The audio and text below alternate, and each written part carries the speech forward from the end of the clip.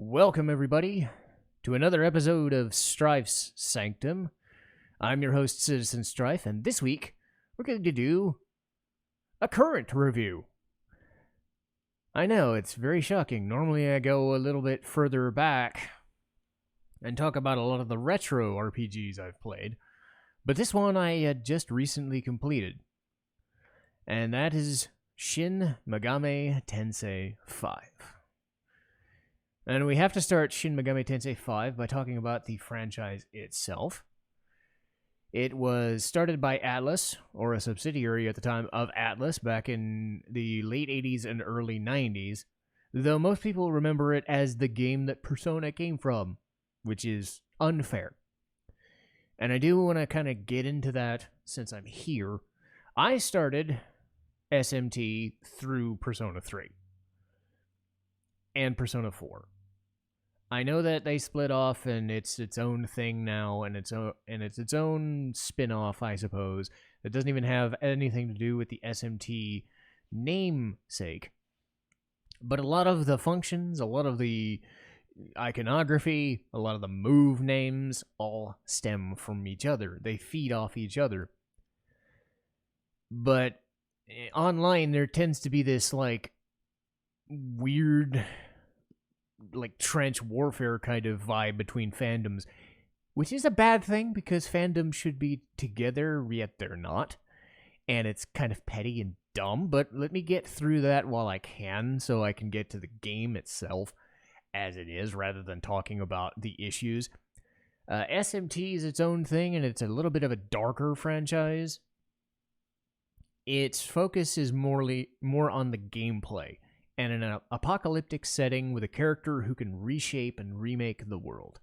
Or at least that has been the tendency. It changes here and there, whether they're doing like a short spin-off game like a Soul Hackers or a Devil Survivor or something like that. But specifically Nocturne and this game, I know, really focused on it.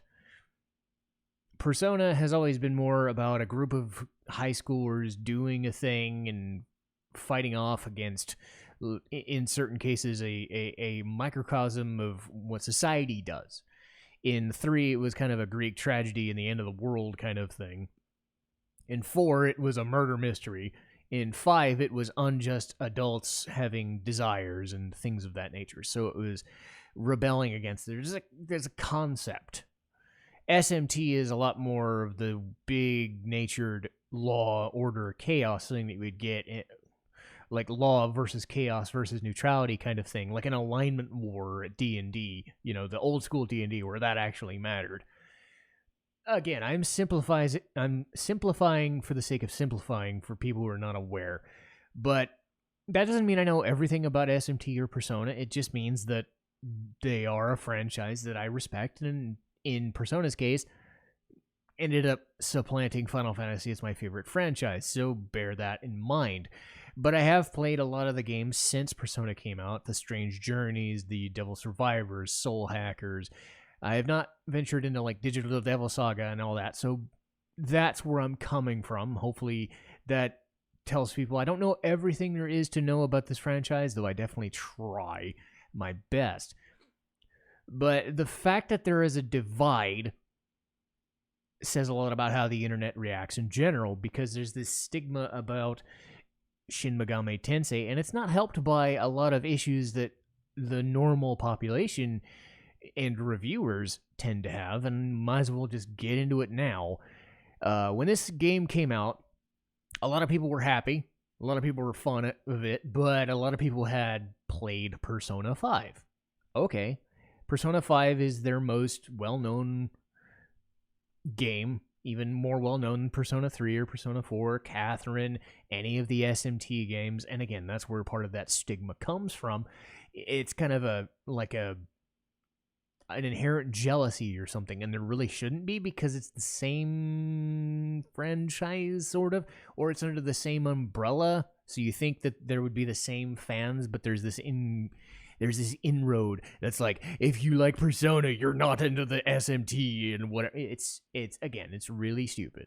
But it's not helped by the general population or IGN.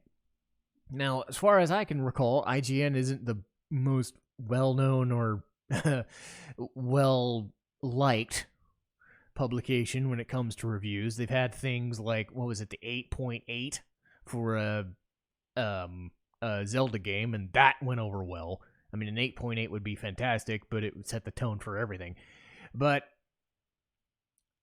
they're representative of the general population. I myself am not part of the general population. I play games like this. I play games from Japan, but I'm an American. I'm a guy who watches anime and watches anime cartoons and anime-based games and all that stuff. I am fond of those things. I don't really care about first-person shooters or Madden or any sports titles or anything that would be considered like mainstream American gaming, you know, Assassin's Creeds, the Mass Effects, those things. My interest is in stuff like this. So I know I am not what IGN would go for. That being said, you have Final Fantasy, you have Dragon Quest, you have Persona, you have Tales. These are kind of the most mainstream titles of this genre, and Final Fantasy and Dragon Quest aside, a lot of them don't get the publicity that they really should. Persona tends to be in that level 2 tier behind Dragon Quest and Final Fantasy when it comes to notoriety. Thankfully, they've gone from a critical darling into that we are mainstream enough that we're selling a lot of copies and things like that. Tales of Arise sold a shit ton. SMT5, I'm sure, sold a shit ton. But Persona has the inroads because it was a character-focused game doing a lot of like social link stuff. And again, that is my preference, having played both. So putting that out there, if you were to tell me whether I would like SMT more or Persona more, it would come down to the story and the characters of a Persona game rather than the inherent, you know, battle or gameplay focused or the apocalyptic settings of SMT.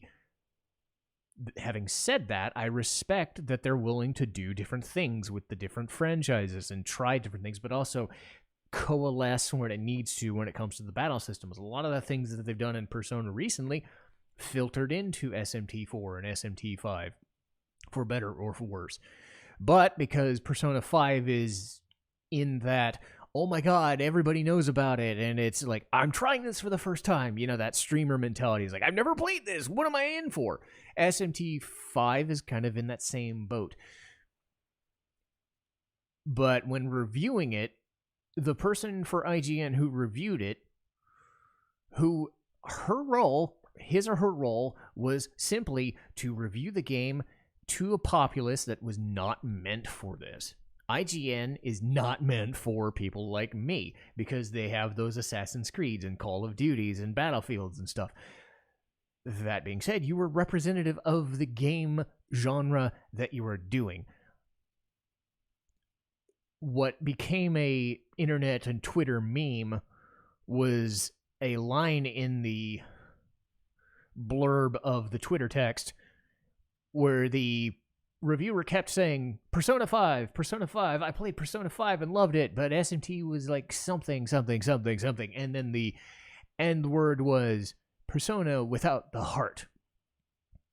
And for that day, and for that online review, let's just say they destroyed whatever credibility they had. So, do I think it's right to pile on a reviewer for that instance?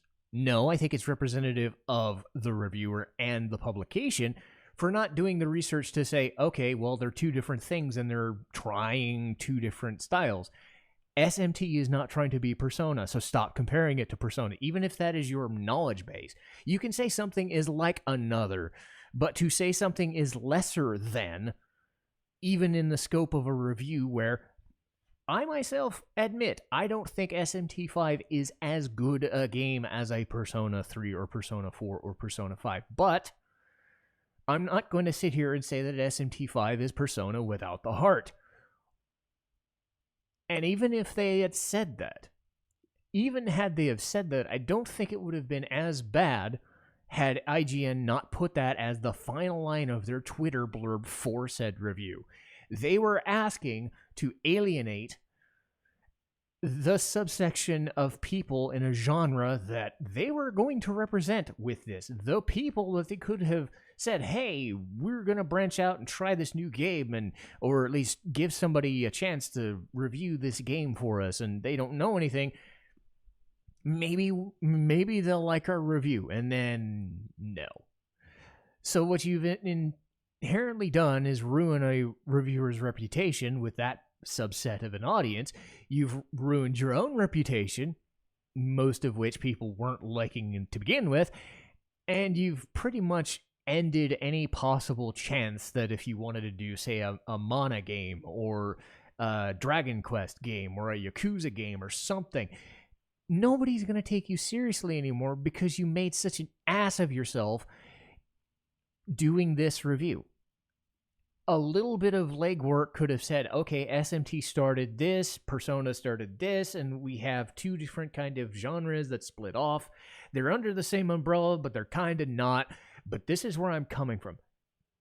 Adding Persona 5 into everything you said as your only reference point to SMT wasn't the best look, even if this was your first SMT game.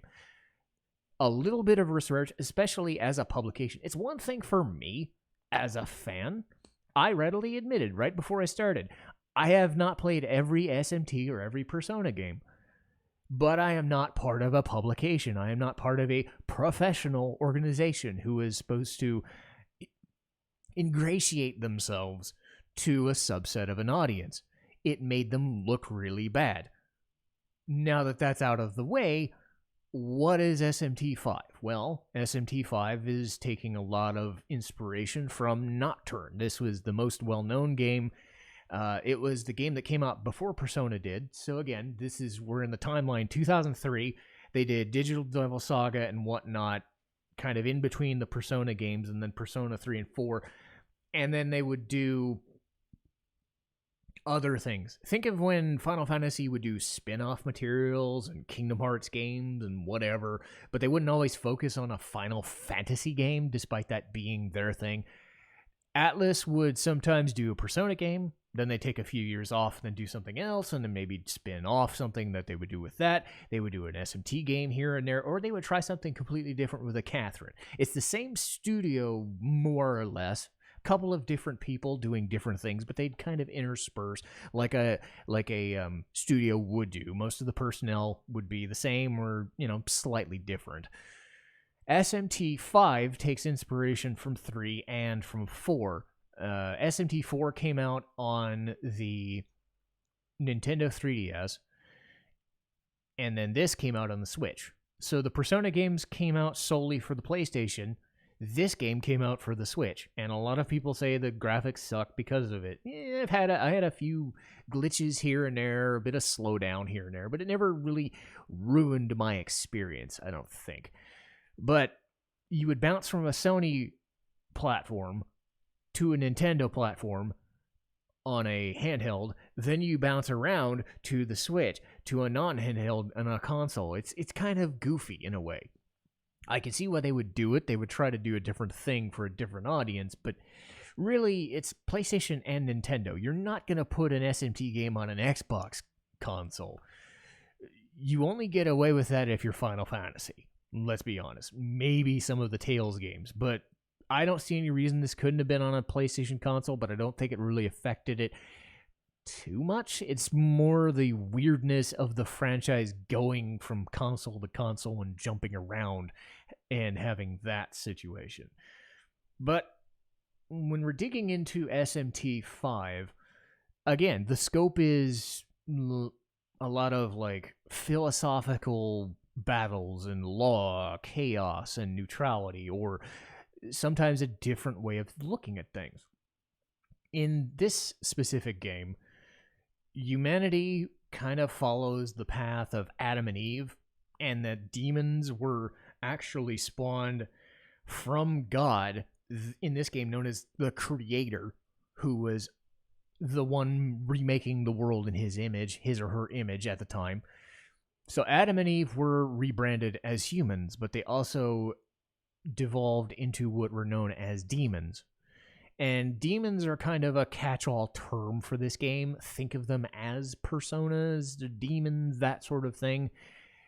As the familiarity with Persona games go, demons, whatever. Demons is usually the SMT term, so I'll go with that. But demons could be anything from an actual god to a human figure to just a snake lady, a Naga or a Lamia. You can encompass so many different things. But the fall of humanity is what stirred this. So it follows sort of a biblical perspective, but it's also a Japanese bend to it because a lot of it is Tokyo based. This results in what's known as the Tokyo Miracle. The creator and the subordinates in a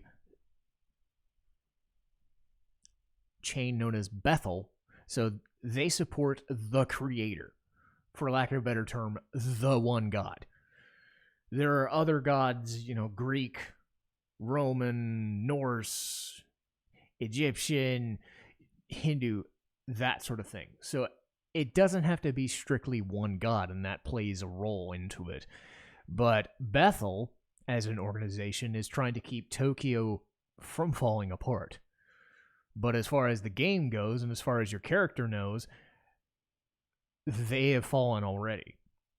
And the Tokyo that we know is a simulation. That Bethel is created, but they no longer really can hold together, and that's why demons exist. It's unclear as to what occurred 20 years ago in the game, but the apocalyptic setting known as DOT, D-A''AT, is your battlefield, so to speak, your overworld, your open world concept. It looks like a bombed out piece of shit. Suffice it to say, it's like a deserted wasteland of nothing. And you exist as what is known as a Nahobino. You are a human boy, and I know there was an issue with the game as, they were like, is he a boy? Is he a girl? He's got long hair. Oh no, he's a boy. Deal with it. Japan has that androgyny thing. Deal with it. Stop worrying about it. If they specifically make it a plot point that a person is a girl, like the Naoto thing in Persona 4, why do you care? Anyway, so he is imbued with a demon hybrid technological robot sort of thing known as a Aogami, as part of the Bethel Japan branch. So he now has the power to basically wreck shit. So he's half human, half android kind of thing. But for all intents and purposes, he is the one that can choose to remake the world as he sees fit, but he is not alone in that sense. So the Tokyo Miracle is his playground, and he can decide what he's going to do with it, provided he can make it there to said place. And SMT has a huge thing with creating multiple endings and multiple paths and multiple ideals. In SMT3, it was known as the reason you would recreate the world. I don't think it was as specific in 4. I think they just called it, are you a neutral? Are you law-abiding? And there are different ways of thinking about it. In law, in a general sense, law is upholding an order. Law is manifesting God's will or a being's will above all others so that you don't have to think for yourself, but you also don't have to suffer for doing so. That has the unmitigated side effect of basically losing free will because you are devoted to a cause. So much so. It's the similar way that the enemies in Tales of Berseria operated. Basically killing someone's emotions or killing someone's will to fight back against a godlike figure, in a sense, to make it their divine order. That's not always the case, but as far as this game goes, that is the law occurrence. Chaos is about creating a place of multiple gods, the survival of the fittest, and letting things run as they may. the law side of the equation, the order side, would say that's full-scale war. We can't have that. You'll just destroy everything else. If you let all these gods roam free, it's just going to cause a fucking panic and a riot, and it's not going to work out for anybody. But the people who are chaotically bent would say letting people have free will and choosing to do what they want to do is the better option. Neutrality tends to be the canon option, the harder option to do. In this game, not as much. There is a specific thing you have to do to get the best ending, which I'm not fond of, because they don't tell you that. You had to look that up on a guide or have somebody tell you. But again, neutrality tends to be a little bit of both.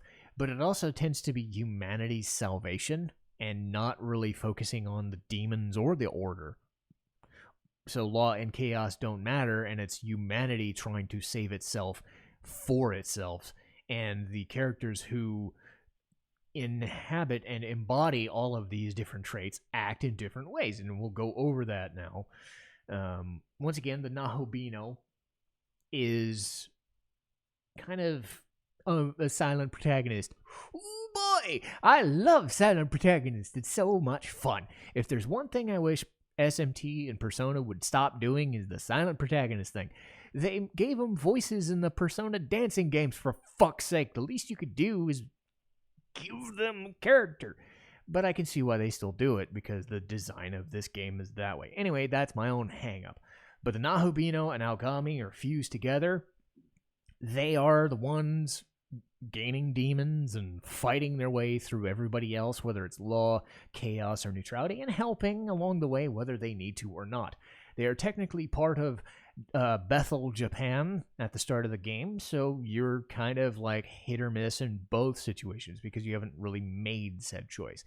After a while, though, everybody kind of filters into their own storyline, and you're caught in the middle of it because you are the person that can remake the world, because you are a Nahobino. They make it a point midway through the game that only those with the Nahobino's power, a human and a god kind of like having knowledge and tying themselves together, the knowledge of a human and a power of a god kind of coalescing in a sense. So they are together. You're also joined some of the time, and I do stress that some of the time, by a sort of an offshoot of like the Kappa Tengu, or that just a Tengu or a Kurama, the winged, Tengu beasts in Japanese lore. Not quite technically that. It's a kind of a ancestral version of that. It's known as an Amanazako.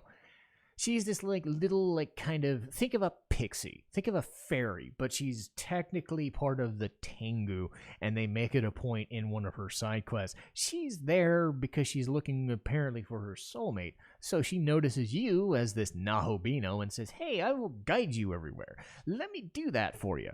And it turns out she's actually super fucking powerful. I actually had her at my endgame party because she was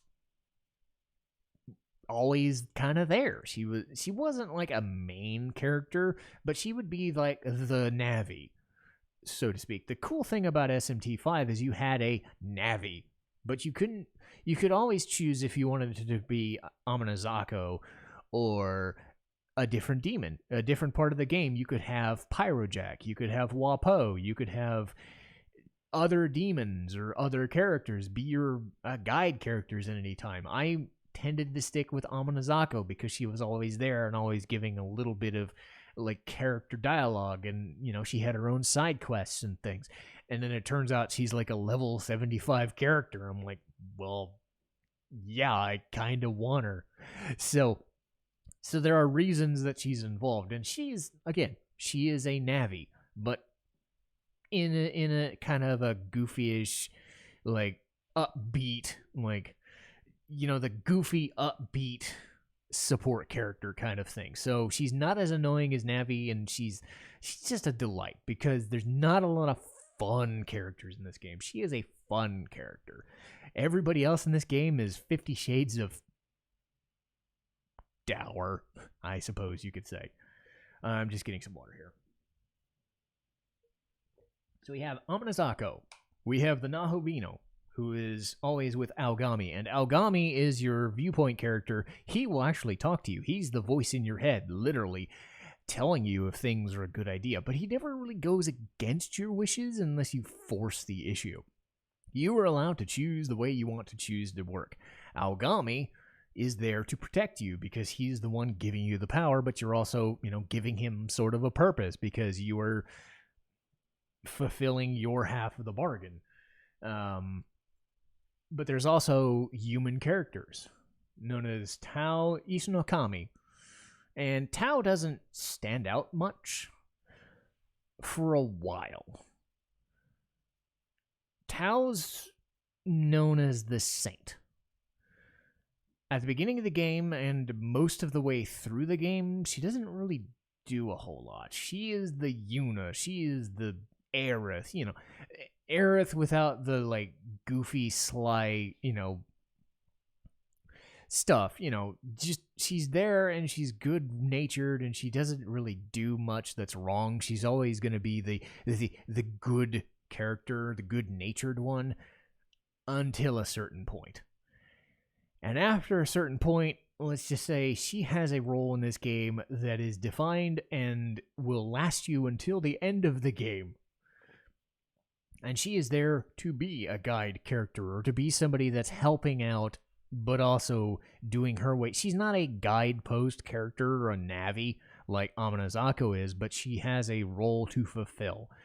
And when the switch is flipped and you realize what she is, then you start realizing, oh shit, I like her a lot now. And you will definitely want to keep her, at least until you have higher level characters. We also have Lucifer. And Lucifer is the final boss of this game, at least in most cases. Might as well just give it out of the way because he shows up in the beginning. He shows up right at the big climax of the first bit of the game. He's the ever-present threat that is always going to be kind of judging your ass. And if you know anything about Lucifer in other games, whether he's a superboss or just a well-meaning asshole, he is the kind of guy that is judging you and judging your willingness and power to remake the world because he is the one in control right now. There was the creator way back, and now it is Lucifer who runs the show. And whether it's demon or angel, they get wrecked. He shows up, they die. There is no question. He is technically level 85 something. So yeah, there is not a lot that can stop him because he is just the end boss. Whether you choose an ending certain ways, he is the end boss. You deal with it. So he definitely fits the description. But he is there as the ever-present, I'm going to be at the end of this game whether you like me or not. But now we get into the other split paths. We get to the other characters. We get Hayo Koshimizu, otherwise known as Tsukuyomi. He is the chaos. He is the Prime Minister of Tokyo. His whole thing is he wants Tokyo to go back to its former glory, but the only way to do that is to take Bethel, Japan, and go fuck itself.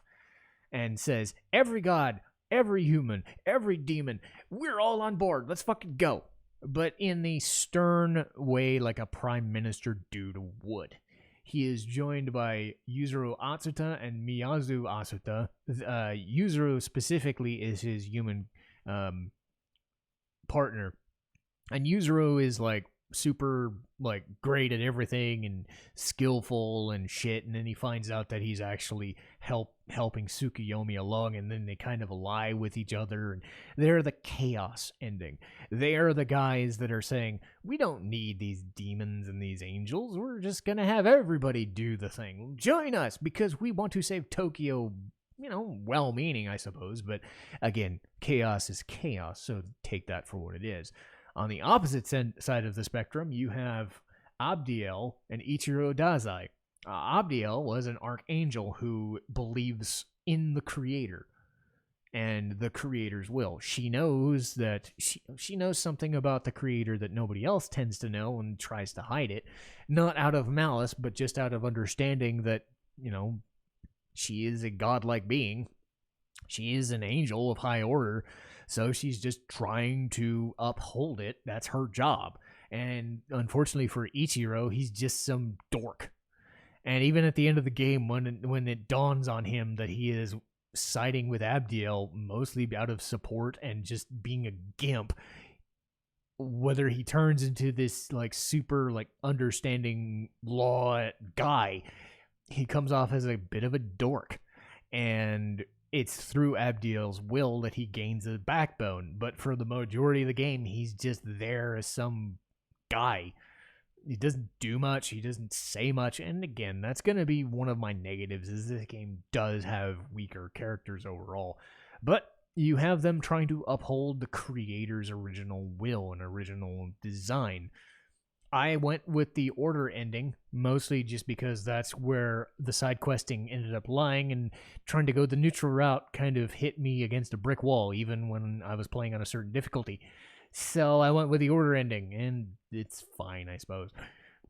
I'll get into those later, to be honest. But I told you there was a third option, and those are beheld in the neutral order by Shohei Yakumo and Nuwa. They are for humanity's sake, but in a mean-spirited way. Shohei, or Yakumo, is just this old-school Japanese-looking military officer guy, and he kicks the shit out of you midway through the game. His whole thing is humans should be able to think for themselves and only for themselves, and if they're weak, then fuck them. They don't deserve to be able to choose. So it's kind of halfway between the law ending and the chaos ending for a reason. It's almost survival of the fittest, and yet it's still demons and gods aren't part of our plan, so fuck them. Let's get rid of them. And you have those three ever-present thoughts and drives, and you can decide whether you want to do those things or not. There's also a mid-game storyline with Sahori Itsukushima and a demon known as Lamu. It's a bit of a side story. It's more to introduce Tao into the proceedings and give everybody a little bit more to do. It's its own thing. Think of it like the end of the first act, beginning of the second act kind of vibe. Sahori is bullied in school, and she is preyed upon for that reason by a demon who's looking to become a Nahubino. And we gotta kill him.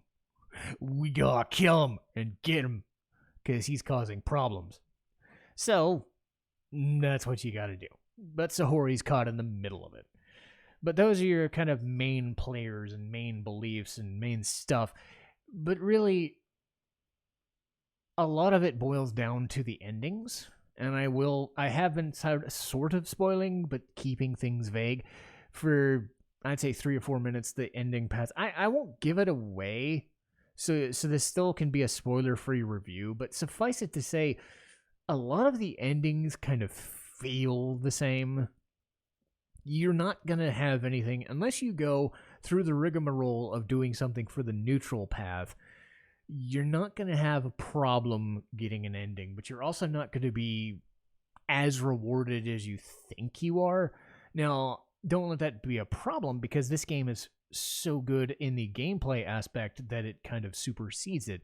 But be forewarned that forcing yourself to think a certain way or act a certain way doesn't change a huge amount, but there are things that you can get for choosing the law path, the neutral path, or the chaos path. They are game-breaking in certain instances, but still, the endings themselves are almost secondary to having the journey. The joke that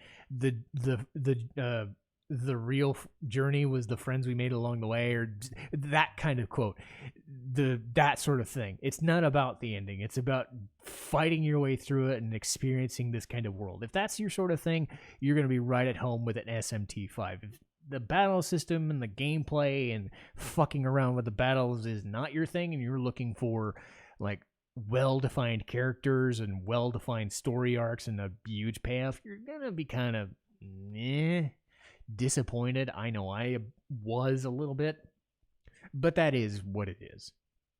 Again, this is not meant to be a Persona game. This is an SMT game, so be aware that that is what you're getting. You are getting a meaty battle system. And we'll talk about said battle system right now because it has a lot that it owes to other SMT games and to a certain extent Persona. But the main thing that differentiates most SMT games is by known as press turns. So you do still have the weaknesses and strengths and nulls and repels and the tic-tac-toe method of gameplay. But if you are able to hit a weakness, you're able to get an extra turn. And you have up to 4 extra turns. So you can actually act 8 times in a turn before an enemy gets a turn, if you do it right. My method was to go a magic path and just have every single element. So I knew that no matter what, I guessed I was going to be able to take out a certain enemy. Some enemies have no weaknesses. Some have a lot of nullifications. Some have multiple weaknesses, and they are wonkier than you would think. And it extends to bosses too. Bosses are HP sponges, but they still have their own weaknesses, so you can exploit that and get a lot of turns. And you're able to take whatever demons you choose into battle.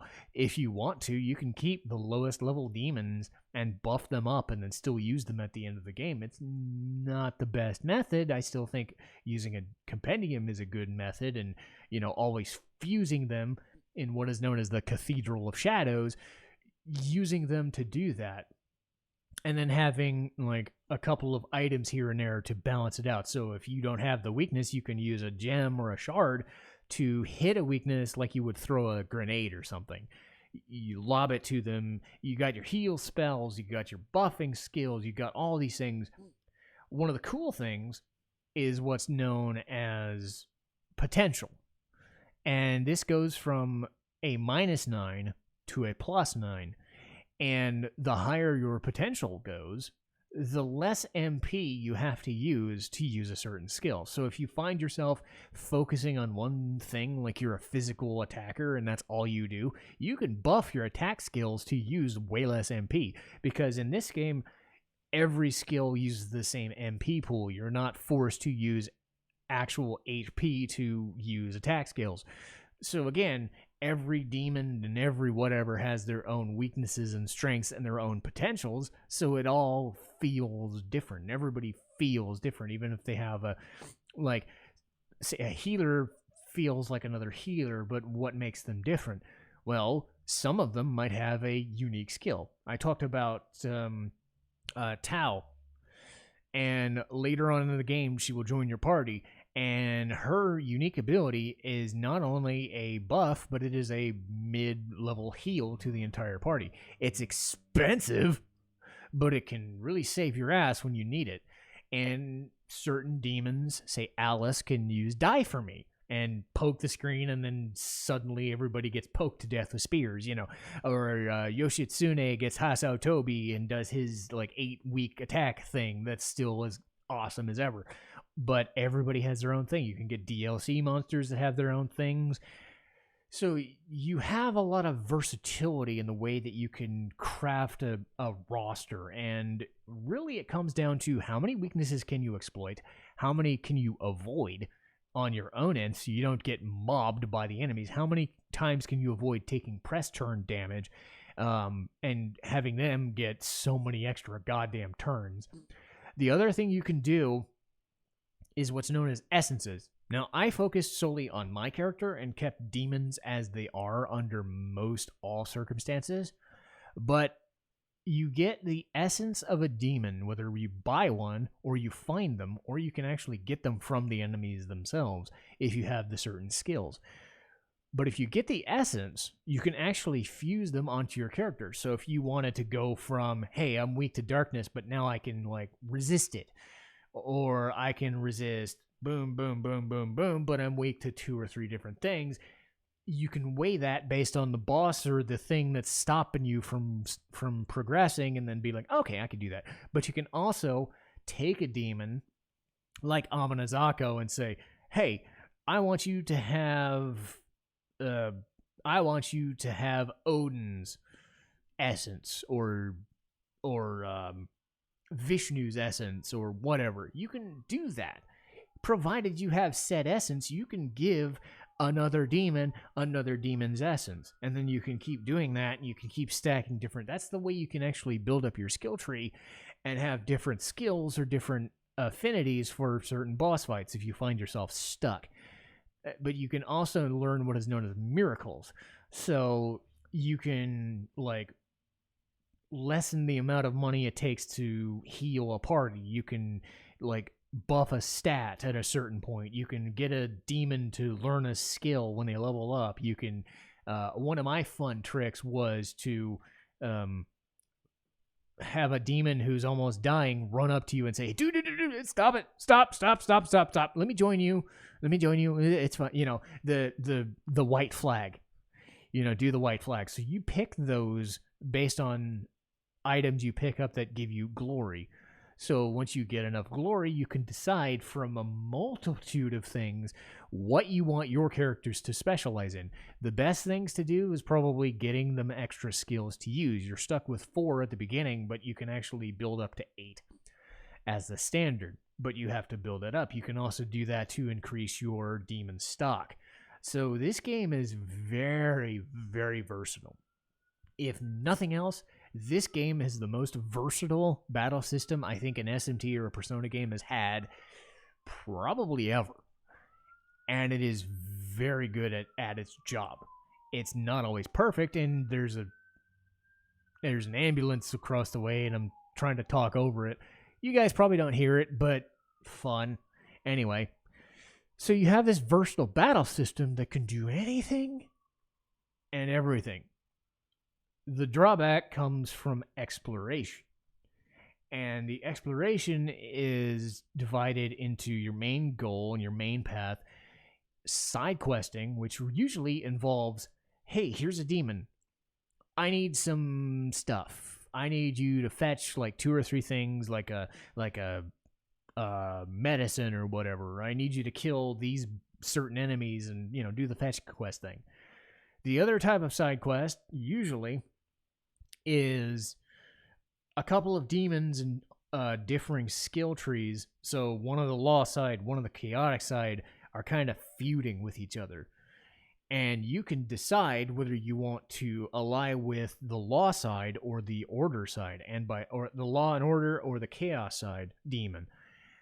And you can figure out, well, I don't have this demon, but I can take this one instead and have them join my party. But by doing so, I have to kill that one. So you can weigh which fight you're actually going to take. This happens multiple times in the game. You can decide which demon you want in your party at a given point. And it also affects your alignment a little smidge. I tended to go towards the order, just because a lot of the chaotic ones tended to think mostly about making money or doing dumb shit with their situation rather than thinking for the greater good. But again, you have the opportunity to do all this, and the game is very good at keeping tabs of what side quests to do. You can pretty much wait until the end of the game to do them if you wanted to, and raffle stomp the early ones because your level is so high. But there's also, like, rare monsters that are, like, level 50 and you're level 10 and you're like, oh shit, gotta run away. Levels make a huge difference. Levels make all the difference in this game. It's a weird effect that they have where, yeah, your resistances and your damage, whatever, and your skills have a big impact, but so do your levels. You don't want to fight anything when you're, like, at most 5 levels or further down. At the same time, if you're 5 or 10 levels ahead of an enemy, you're probably going to kick their ass. So you are kind of responsible for how difficult you want to make a fight. If you're on a hard difficulty, well, fuck, it's going to be hard regardless. But I noticed that I was on a normal or an easier path sometimes, and it was almost never a threat unless I was so underleveled that I just wasn't prepared for it. But again, the battles are so well made, so well designed that I never felt bored while playing the game. It gave me that rush of adrenaline that I didn't really get from the story. So again, SMT is heavily focused on the battle system and creating your team of demons to wreck face or to avoid getting wrecked yourself. The one drawback I have with the battle system is what is known as abscesses. While you're exploring certain areas, the map is covered in this like Ghostbusters 2 slime shit. It's like this pink goo in the map where it won't let you see what's going on until you make your way to what's known as an abscess. You fight sometimes a higher level demon or a bunch of demons, and once you kill the thing, you gain more miracles and you unlock the map. But when you're trying to traverse, when you're trying to figure out where the fuck these abscesses are, it makes it very difficult. And while I like the idea of having abscesses when you're trying to traverse a thing, it does not work at all. And I'll go more into the map exploration because that is the big problem I have with this game on its own when I get to the strengths and weaknesses of the game. But let it be known that abscesses exist to cordon off certain areas of the map, and they are very important. They're not mandatory, but they certainly help in opening up the map so you can see where you're going, if nothing else, much less giving you more miracles to choose from. Music-wise, we don't have Shoji Meguro like we do for a majority of games, but we do have a tandem of Ryota Kozuka and Toshiki Konishi. They were responsible for a lot of the other SMT stuff like Devil Survivor, a couple of the Persona dancing remixes. They were helpful in making SMT4 and some of SMT3. But again, they've been part of the Persona and SMT family for a long time. So even though Shoji Meguro is the one kind of responsible for the mainline like success for the music side, these guys are no slouches. And I would definitely say that aside from the battle system, the music in these battles are amazing. And I say music in these battles because nearly every different type of boss in every different scenario has its own theme. I counted at least 10 different boss themes, and I may not be exaggerating. They always seem to change, and they always seem to feel different outside of like 2 or 3 instances where a couple are shared. But there's like so many different types of boss themes. It is insane. The music in the original fights, the normal fights against the demons are fine too, but the boss themes are amazing. They're heavy. They're very focused on guitars and bass, and one of them even sounds like Deep Purple. It's just this like awesome Deep Purple-esque track, like a 70s synth style. And it's whenever I heard that one, it was known as Battle Seeker. So definitely check Battle Seeker out as far as battle themes, and you'll just be like, oh my god, I need to play this game now. That was that vibe. The music in this game isn't always perfect because there's a lot of like ambient noise, but when the battles happen, it really makes it worth it. But I talked earlier, I just wanted to get a couple of minutes into the battle theme stuff. But when I talked about issues with the game, it's the abscesses, it's the map traversals, it's this thing where it's a non-linear experience, and if you're enjoying those kinds of things, that's for you. But I liken it to playing something like Breath of Fire 4. I played Breath of Fire 4 about a year ago, and I hadn't played it in like 20 years. It was a lot of like places and paths stacked upon each other and hidden in forests and trees and like hidden paths and deserts and shit. And I always had to jump and move and figure out where I'm supposed to go rather than a straight line path. And again, a lot of people hate linearity, and I get that, but the traversing in this game is ridiculous because until you destroy the abscesses, the map is covered in this pink shit.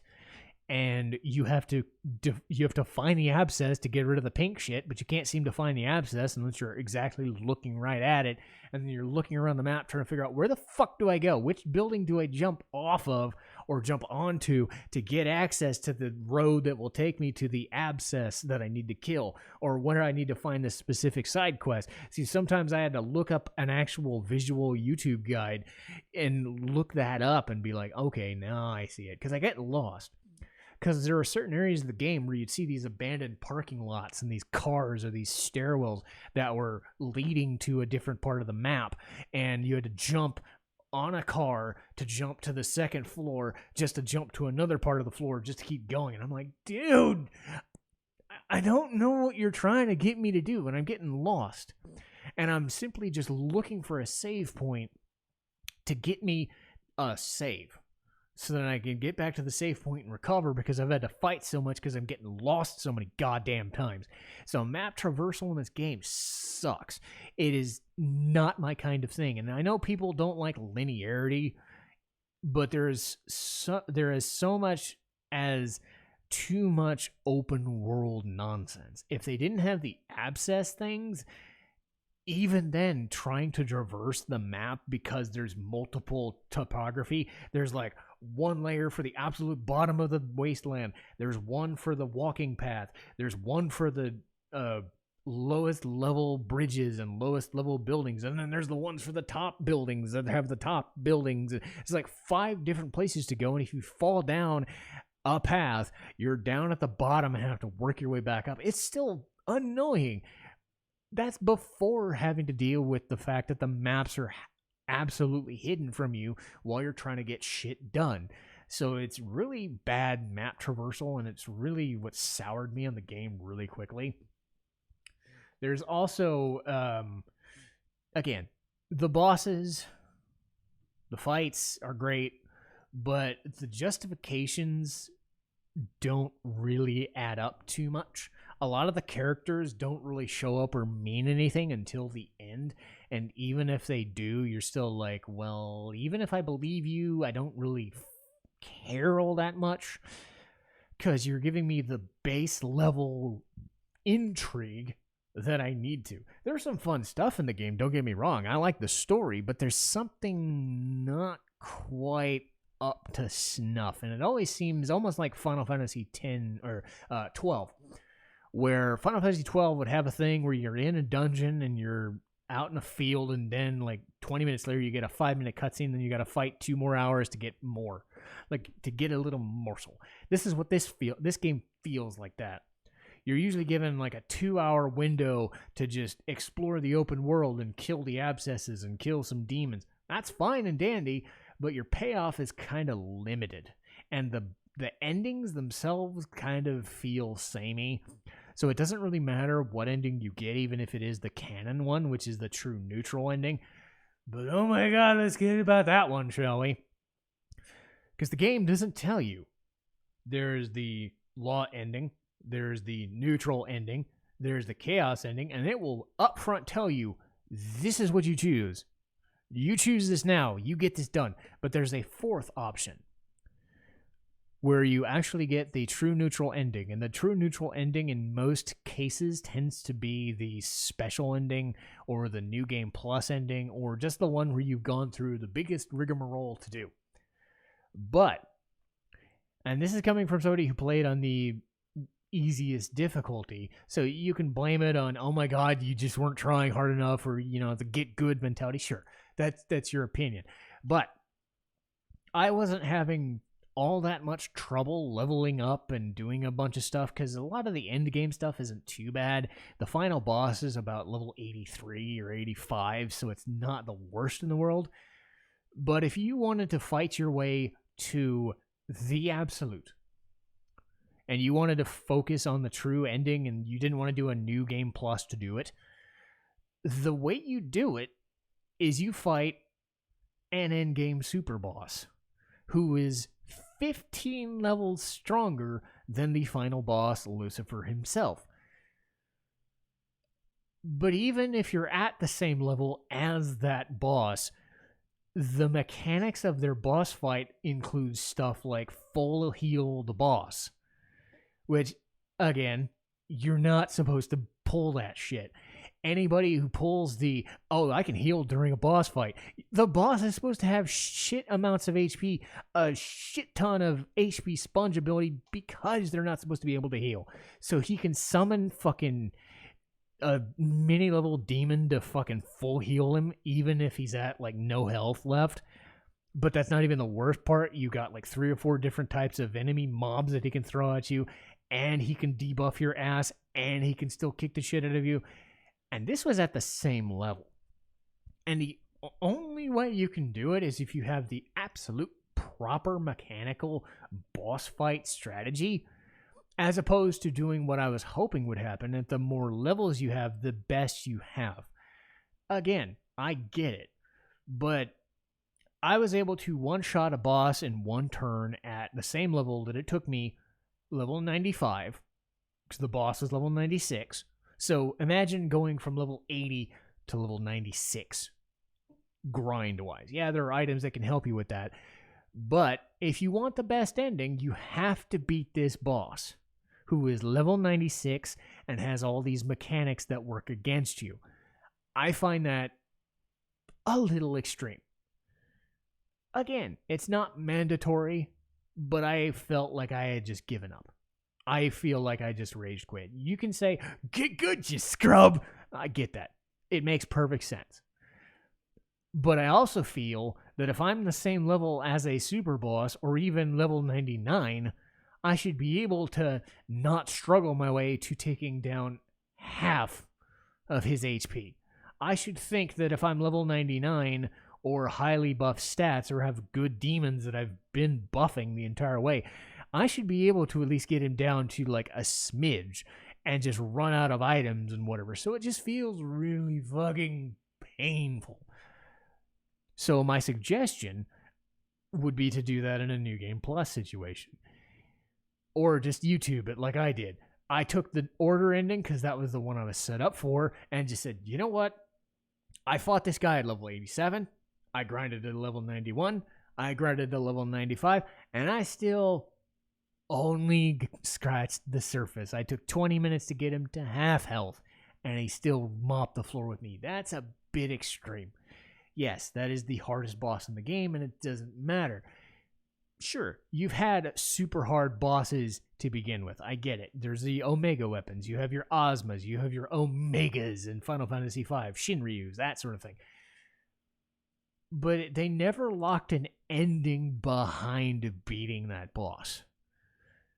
And to be fair, it is considered the better ending, the best ending, because it actually has some, minor extra cutscenes and stuff. So it's typically the second ending. You've heard of like the multiple endings in a Nier game or a Drakengard. It's that kind of vibe. It just felt really annoying that not only did you not know that this was a thing you could do, it was also so almost insurmountable that even on an easier setting, I barely scratched the surface of this boss fight before just getting absolutely tanked and wrecked.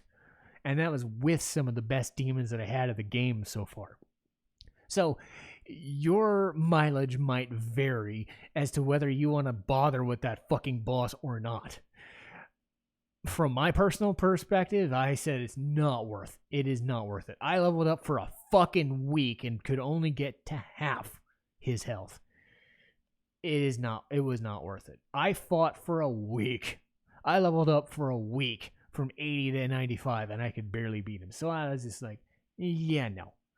So I had to put that as a negative just because of personal preference. I think you should be able to, like, not conceal a fucking ending behind a super boss. I get having, a super high-end weapon or just the, like, belief in, hey, I beat the fucking hard guy. I did it. Give me a trophy. They give you an ending to do that. That's a bit extreme. But on the positive side, the boss themes are amazing because there's so many of them. You have the quality of life and fast travel between save points and recovery points that it's so good. You have the versatility of the battle system the essences, the miracles, the demons that have unique skills that can keep them viable long after their shelf life, provided that you buff them up with stats to make up their stats. And that could be where I failed, where I kept a level 75 demon and kept buffing them up to 95 rather than a level 95 demon or whatever, whatever. But you have the versatility to do that sort of thing. You can choose how you want to build your party and how you want to build your Nahabino and do everything you could ever dream of in a battle. So you have these amazing boss themes carrying you this way. You have these demons that you could know from these games that you've played over and over. If you're an SMT veteran or a Persona veteran, these characters are the same demons that you have in your stock list, adding in some other ones you may have never seen before. So the versatility and the amount of demons on display is mind-boggling. And they always do the SMT thing where they give you the lore behind the demons too. So you're going to find a lot of things to sink your teeth into. It's not a perfect game by any stretch. If you're looking for a Persona experience, this is not it. This is a more straight-laced JRPG fighting, dungeon crawling, grinding sort of experience. Persona owes a lot of its success to a lot of visual novel stuff that SMT doesn't bother with. It gives you an open world, it gives you a bunch of demons, and it says fight your way through it or die trying. If that's the sort of game you're looking for, SMT5 has you covered. If you're looking for something super hard and super non-linear, SMT's got you covered. If you're looking for the best story, the best character drama, look elsewhere. But there's still a lot to recommend. As a Persona, tending to be a Persona fan as opposed to an SMT guy, I still found a lot more enjoyment out of SMT5 than I thought I would. It has its quirks and it has its annoyances, but under most circumstances, I was able to power my way through it, and I still enjoyed it. Outside of Tales of Arise, which also kind of gimped itself near the end with its stupid story, SMT5 is one of my favorite games of the year. I still think something like a Persona 5 Strikers was, built a little better and had a little bit more going for it. But again, as far as JRPGs go, SMT deserves its place. It doesn't need to be Persona without the heart, It demands its own audience. It demands that people can respect it for what it's trying to do. And I think anybody looking for a challenge, a fight, and a world to explore and to look for things, you're gonna find it.